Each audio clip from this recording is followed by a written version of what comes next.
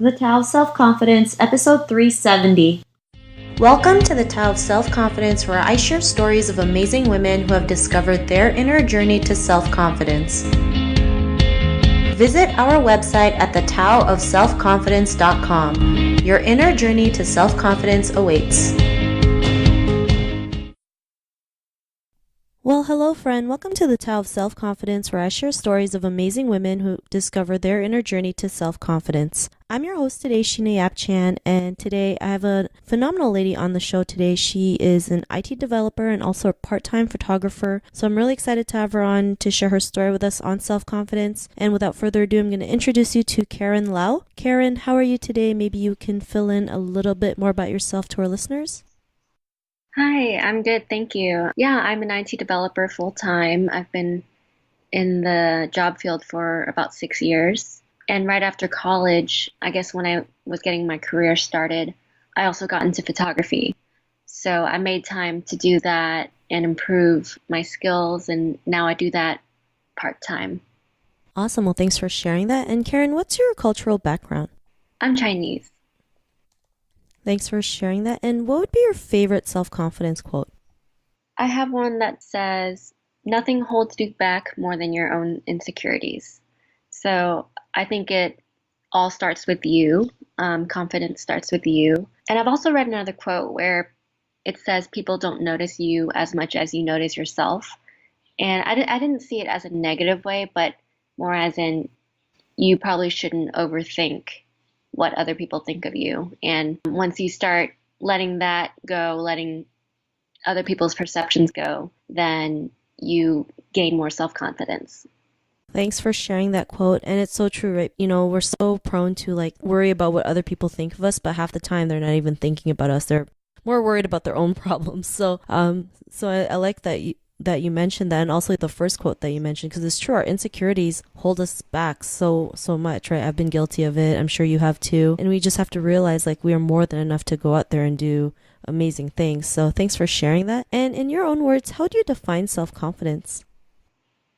I think it's having the courage to do what you want or be who you want to be without fearing judgment. So, yeah, that really ties back to, nothing holding you back more than your own insecurities. Just have the courage to pursue. I like that. And I like how you mentioned having the courage to pursue, because I think a lot of people are scared to do that, right? Just even to pursue something.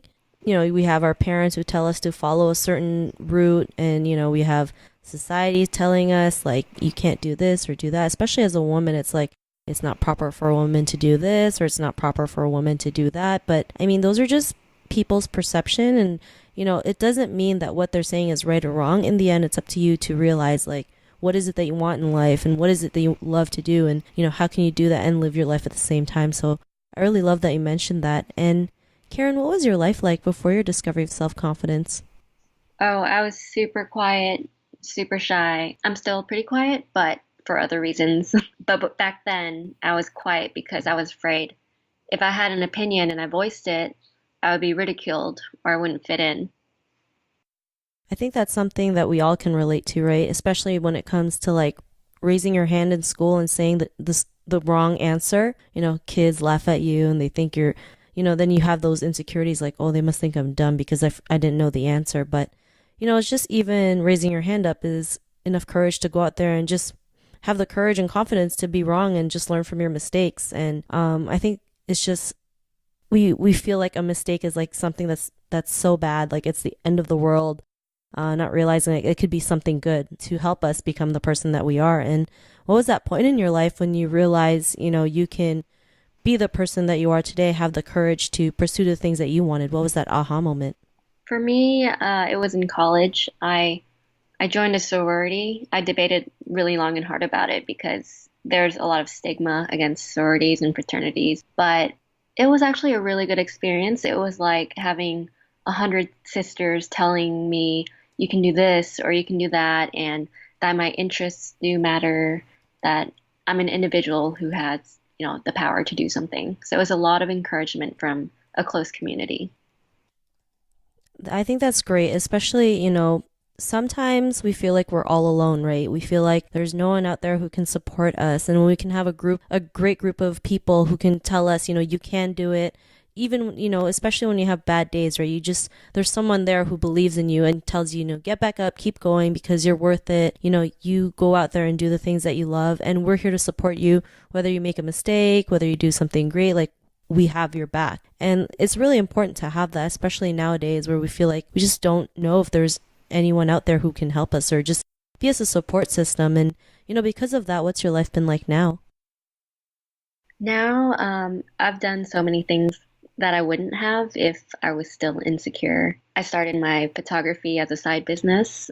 I know a lot of people are frozen with fear on what if I fail, what if I can't do it, but having the confidence really helped me promote myself and find the courage to experiment and try new things and even post my photography when I wasn't too confident in it. I knew I was learning still. Also, I go out there and put myself into more social events, and that's how I make new connections for businesses and have found a lot of new friend circles.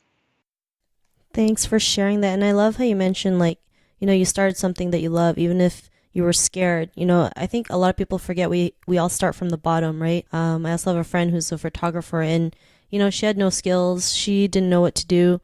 All she had was an iPhone and just started taking pictures.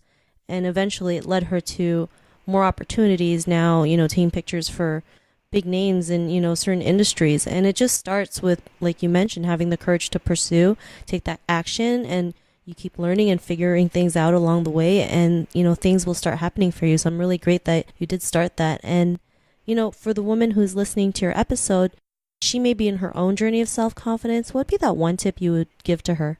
I think she should surround herself with ambitious people who will lift her up, find someone who exemplifies self-confidence and take notes on, why is that person so confident in your eyes? And you can always emulate or have a role model to look after. Thanks for sharing that. That's a great tip. I always believe who you surround yourself with it makes a huge difference in your confidence and what you want in your life. So thanks again. And if our listeners wanted to get to know a little bit more about you and what you do or check out your photography, is there any links or social media profiles we can connect with?